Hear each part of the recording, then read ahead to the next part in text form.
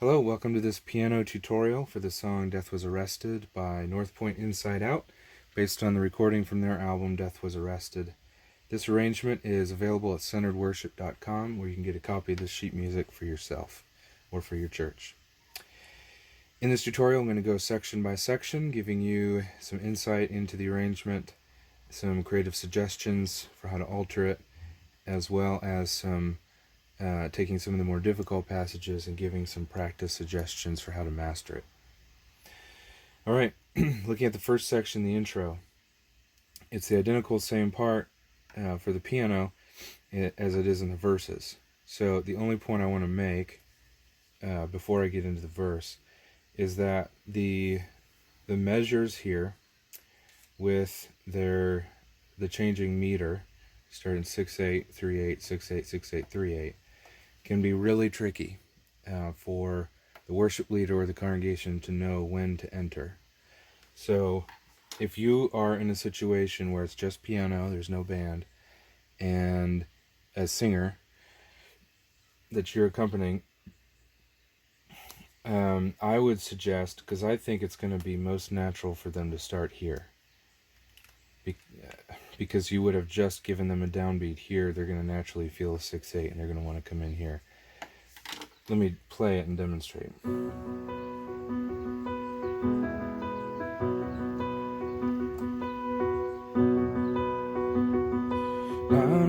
See, that feels natural to come in there, but we were supposed to have another 3 beats. So I would suggest, if that happens, you just roll with it and you expect it. That's really the only point I wanted to make, was just expect that to happen, and it's okay if it does. If you are working with a vocalist and you want to get it right, have the vocalist count to 6 4 times. 1, 2, 3, and then you've got a half and a half here. If they count to 6 4 times, if in their head they're counting 4 measures of 6/8 and they're ignoring when you're landing on your chord changes, because this would actually be landing on a 4 if they were counting that way, then they'll nail the entrance. Okay, the piano part itself matches the guitar part in the recording exactly, and it's a really nice ethereal kind of sound that provides an aural landscape for the melody, but it doesn't match the melody in any way, and can be tricky to sing the melody over the top of it. Now, if you're playing with a band and you've got some guitars going, maybe a drummer who's kind of keeping a subdivision on the hi-hat or something like that, or people have click tracks in their ears, it's not really going to be a problem. The piano part's going to be really nice.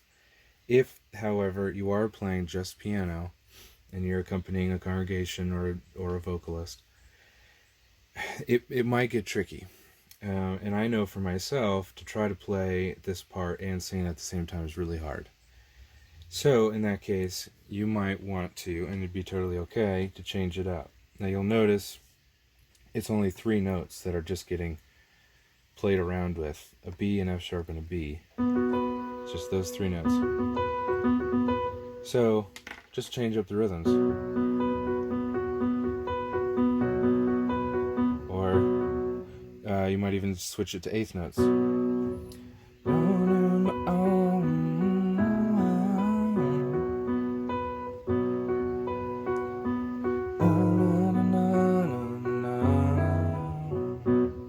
Just making it up as I go.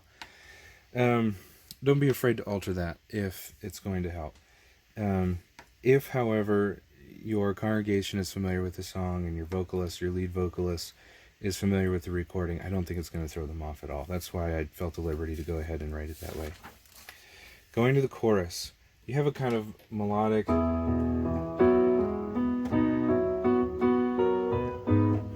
a beautiful accompanimental part that if you're used to playing traditional sacred music, you're going to be really satisfied with.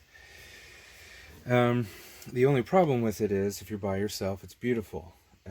If you're with a band, depending on how many members there are and what they're doing, it could get a little muddy, in which case I would suggest removing the part that moves the most, which would be the left hand part. You might take off the second half of each measure. This comes up a lot in my tutorial videos. Use your ear. Try to listen objectively and hear it how a listener in the congregation would be hearing it, and figure out, is what I'm doing adding to chaos or adding to order in the sound? So here's what it sounds like having taken the second halves of the measures off.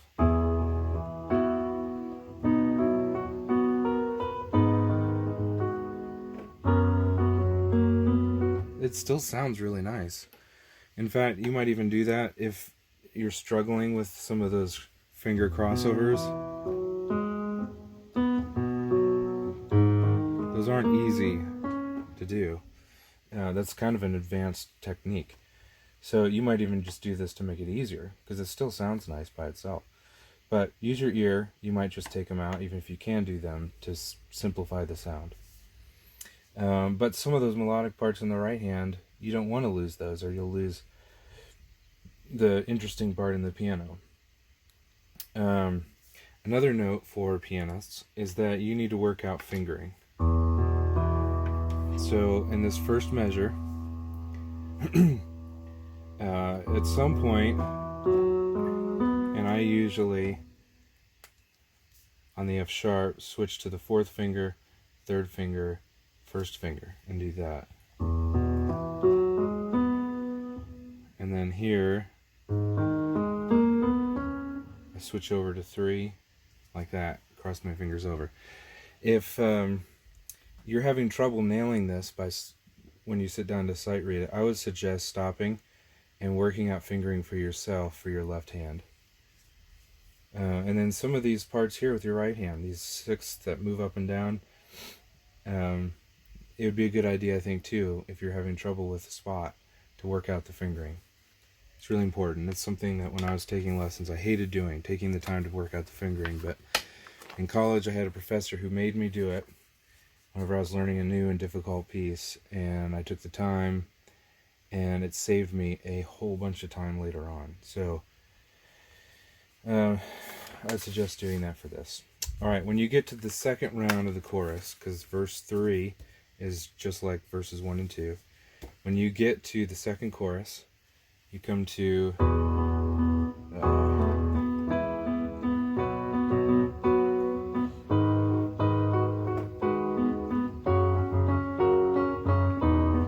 that part. To me, it's going to be really hard to change much of anything in the right hand, because the song has a classic 6/8 flow to it, and if you were to take out any of those eighth notes, you'd, I think, lose a lot of that feel. So if you wanted to alter it anyway, I'd do the same thing that I did on the first chorus. Take off the second half of each measure in the left hand, and you're still going to get what you need.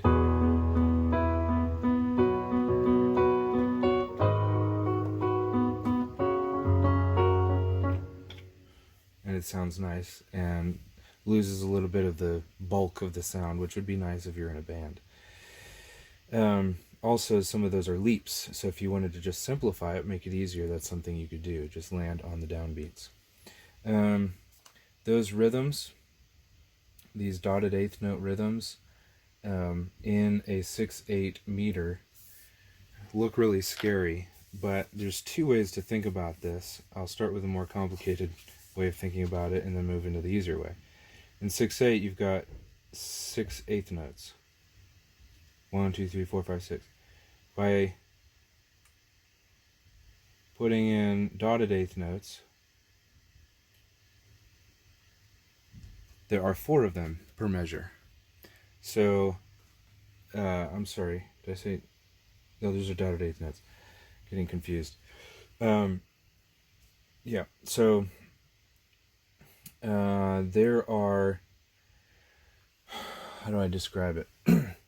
This is what it would sound like if we were in 4/4. This is what it sounds like when we're in 6/8.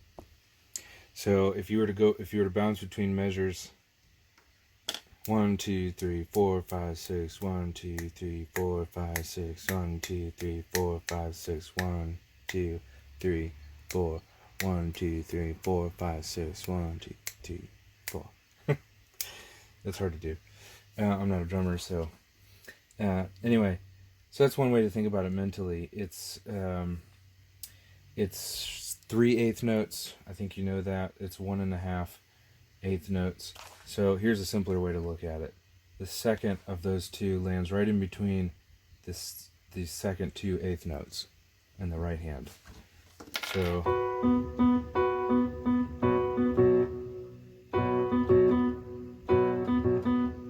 like that. It's also matching what the drums are doing in the recording. So that's another way to hear it first and match it. Hope that's helpful and not more confusing. When you get to the last section here, verse 4, where it builds and then it goes into the same chorus we just worked on, then the bridge is the same. It's the same sort of thing as the end of verse 4. It's these wide spreads in the hands and just kind of pounding out the rhythms. If I were to start at the beginning of the bridge,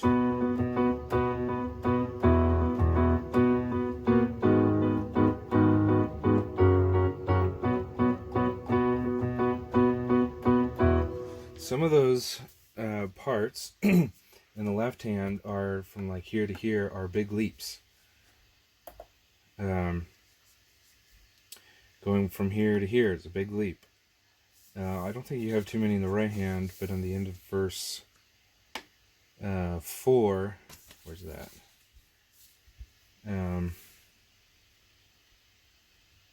Yeah, right here is a big leap in the right hand. Sorry, it's not, because you're going from bass clef to treble clef. Okay, I thought there was a big leap in the right hand somewhere. Maybe there is, and I'm just forgetting it. What I'm about to say is going to apply to both hands, which is, if you're having trouble making those leaps, the best thing I've ever done to practice those is to go back and forth with just the one hand. Keep your hands in close proximity to the keyboard, so don't go.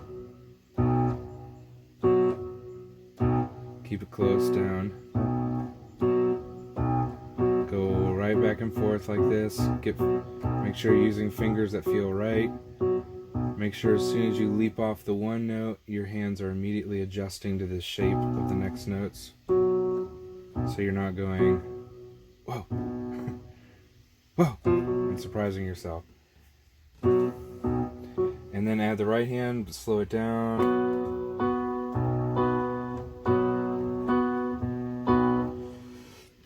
That's just a suggestion. Ways to simplify that: turn the left hand into single notes instead of the octaves, or the octaves with fifths. So you might go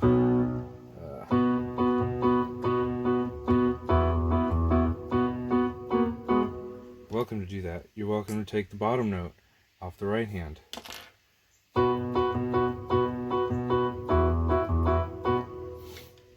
Still works, still gives you the same kind of sound.